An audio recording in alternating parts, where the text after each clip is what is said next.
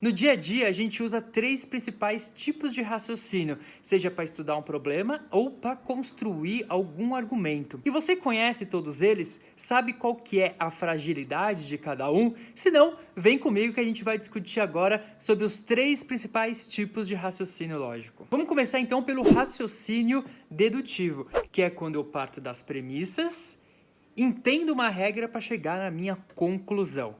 Um exemplo, premissa 1. Todos os humanos são mortais. Premissa 2. A Rainha Elizabeth é humana.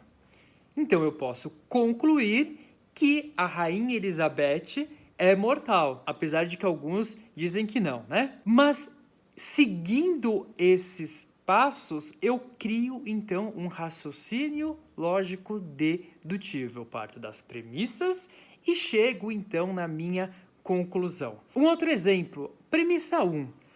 Toda vez que chove, a grama fica molhada. Premissa 2. Choveu, uma evidência. Então eu posso concluir que a grama está molhada. Então eu parto das premissas e chego na conclusão.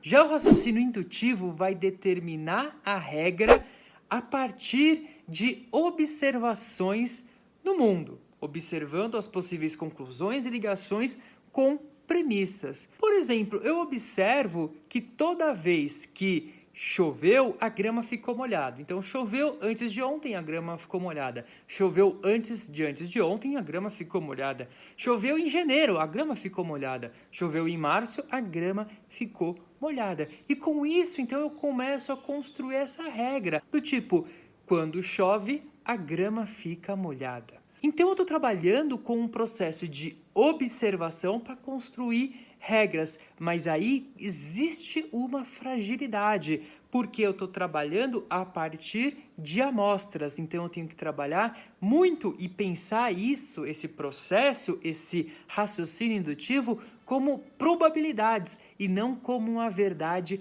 absoluta, porque pode ter algum tipo de falha. Vou dar um exemplo aqui para vocês. Vamos supor que eu tenho uma bolsinha aqui. Dentro dessa bolsinha existem pedrinhas. Eu coloco a mão, tiro a primeira pedrinha, ela é vermelha. Eu coloco a mão, tiro a segunda pedrinha, ela também é vermelha. Eu coloco a mão, tiro outra pedrinha, é vermelha. Outra pedrinha também vermelha. Então, observando essa repetição de eventos, eu começo a criar essa regra, essa premissa de que todas as pedrinhas são vermelhas. Só que basta eu colocar minha mão depois de 1000 repetições e tirar uma pedrinha azul para invalidar todo esse argumento que eu construí.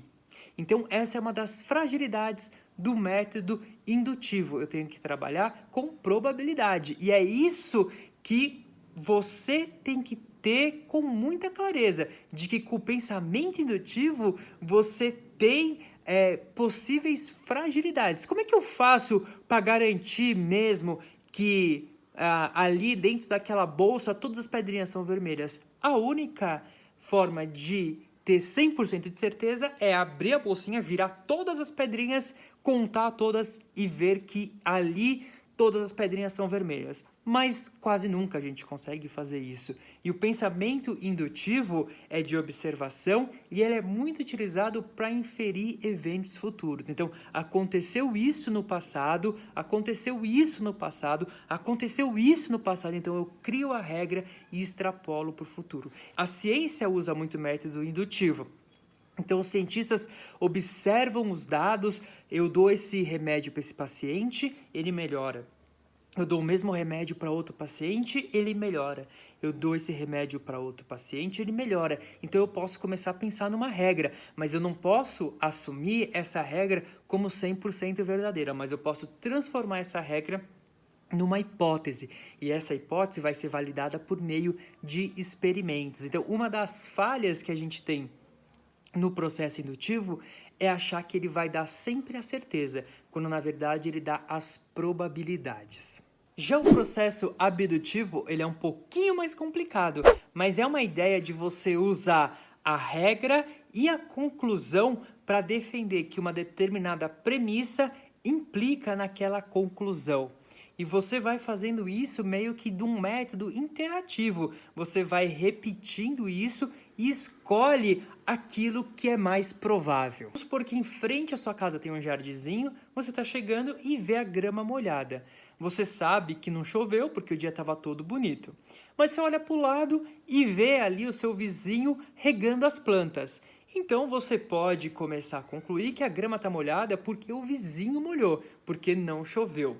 Então, com o pensamento abdutivo, você vai, de certa forma, eliminando possibilidades que são menos prováveis e pegando aquela que é mais provável. Eu posso afirmar com certeza de que a grama está molhada porque o meu vizinho molhou? Não, eu posso entender que essa é a explicação mais provável, a causa mais provável, mas pode ter passado, por exemplo, um helicóptero com aqueles bolsões de água que pega água no mar e leva para apagar um incêndio e que por algum motivo abriu o bolsão ali e molhou a sua grama. Mas qual que é a probabilidade desse evento ter acontecido? É menor do que o vizinho ter molhado a sua grama. Então, esse processo abdutivo é justamente isso, né? Você trabalhar com aquilo que tem a maior probabilidade. E o Sherlock Holmes é um personagem que trabalha muito bem com o pensamento abdutivo na hora de resolver os seus crimes. Tem uma frase que ele diz assim, ó: uma vez eliminado o impossível, o que restar não importa o quão improvável deve ser a verdade. Ou seja, eu tô numa cena, eu começo a eliminar tudo que é impossível, que não pode acontecer, e aí eu fico com alguma coisa que, apesar de improvável, é o que restou. Então, deve ser a verdade. É um exemplo, assim, que a gente pega da ficção, mas que, assim, mostra a essência do que é o pensamento abdutivo. Esse vídeo foi para explicar esses 3 principais tipos de raciocínio, para vocês entenderem que alguns existem ali um critério mais de probabilidade, que a gente não pode assumir como verdade absoluta, senão a gente pode cair num erro. E nos próximos a gente vai falar sobre falhas nos argumentos, falácias e erros lógicos. Se você gostou do vídeo, se inscreva no canal, deixa seu like, compartilha, siga nas redes sociais, no Instagram, no Twitter, para a gente manter a conversa por lá. Valeu!